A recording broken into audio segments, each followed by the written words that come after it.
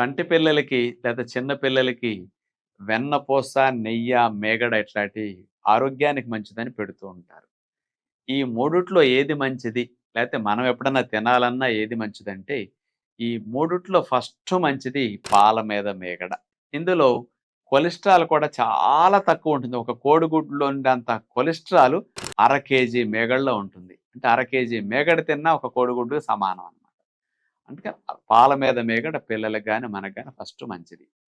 Number 2 వాడదలిస్తే వెన్నపూస మంచిది. చంటి పిల్లలకి, చిన్న పిల్లలకి మాత్రం ఎప్పుడన్నా ఉదయం పూట ఏదైనా పెట్టాలన్నా టిఫిన్స్‌లో గాని, భోజనంలో కానీ, అన్నంలో కానీ అంత వెన్నపూస రోజు పెట్టండి. ఇది వేడి చేయట్లేదు గాబట్టి దానివల్ల దోషం ఎక్కువ రాదు. వెన్నపూస మరిగేసరికి కదా నెయ్యి తయారైంది. మరిగేటప్పుడు ఆ వెన్నపూసలో ఉండే కొవ్వంతా నెయ్యిగా మారేసరికి చెడిపోతుంది. ఆ చెడ్డ కొవ్వులు, హార్డ్ కొవ్వులు, ట్రాన్స్ కొవ్వులుగా మారతాయి. అందుకని నెయ్యి వల్ల దాహం వస్తుంది. నెయ్యి వల్ల క్యాలరీస్ ఎక్కువొస్తాయి. ఆ నెయ్యి వల్ల మనకి ఫ్యాటీ లివర్ గాని, ఇతర రకాల సమస్యలు కానీ అనేకం వచ్చే కొలెస్ట్రాల్ గాని వచ్చే రిస్క్‌లు ఎక్కువుంటాయి.